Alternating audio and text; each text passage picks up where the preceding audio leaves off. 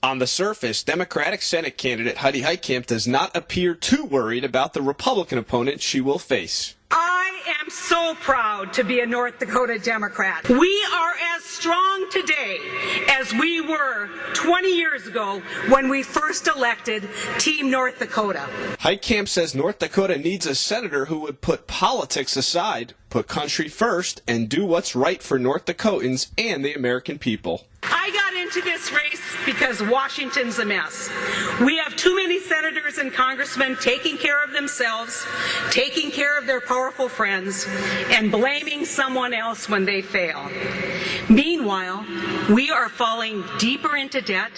Millions of our own Americans cannot find work. Many people in our country struggle to pay the bills, and energy prices keep soaring. For too many Americans, every day is a struggle to survive.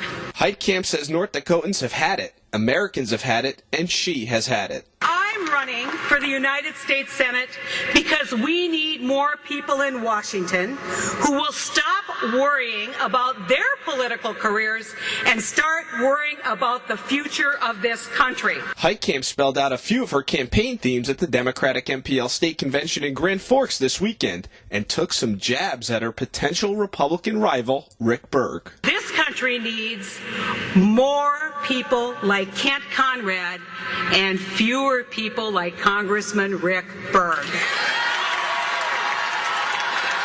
Heitkamp says in the U.S. Senate she would fight for North Dakota energy. We need a real energy policy, one that doesn't rely on slogans, one that utilizes all of our natural resources, coal, oil, wind, biomass, geothermal, hydro, and I could go on, and a lot of it, guess where it is? It's right here in North Dakota. Heitkamp also says she would fight for North Dakota innovation and ag interests. I'm not going to Washington to just be another voice that says I'm right and you're wrong. I'm going to Washington to find a few good people who are committed to finding the waste, closing the loopholes, growing the economy, and leveling the playing field for our middle-class Americans. While discussing the topic of agriculture, Heitkamp even took a jab at former Republican North Dakota Governor Ed Schafer, who served as U.S. Ag Secretary in the Bush administration.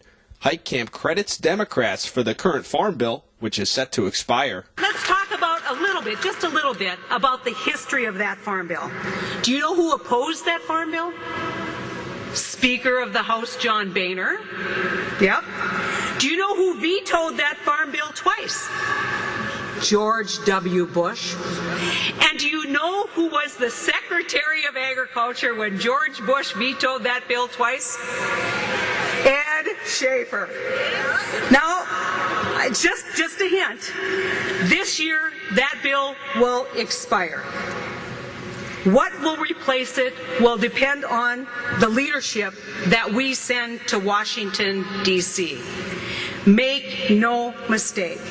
If we send Rick Berg to the United States Senate, we'll get the policy of John Boehner, the policy of George Bush, and the policy of Ed Schafer, and they will say no to North Dakota agriculture. I think Heidi Heitkamp, it might have sounded fun and good when she was standing up there in front of the convention to take a shot at Ed Schafer, George Bush, and try to tie Rick Berg into with the bad things that happened in Washington. The bad things that happened in Washington were why that bill was vetoed, and now it's coming home to roost, and people are waking up to the fact that the reasons for George W. Bush's veto are the very reasons that are going to reform the farm bill today. Heitkamp also took jabs at Berg's voting record in the U.S. House of Representatives. Now, you might have seen Congressman Berg's TV ads where he talks about the North Dakota way. It's a nice slogan, but that's all it is, a slogan. Let me tell you this, it is not the North Dakota way to vote against tax relief for middle-class families and then give tax breaks to out-of-state, to countries who ship their jobs out of the country. That's not the North Dakota way. That's the Washington way. The attacks on Berg did not stop there. It is is not the North Dakota way to vote to raise your own pay and then vote against raising a minimum wage for working class families. That's not the North Dakota way. That's the Washington way. And it is not the North Dakota way to vote for tax breaks for multimillionaires like yourself and then vote to end Medicare as we know it. That's not the North Dakota way.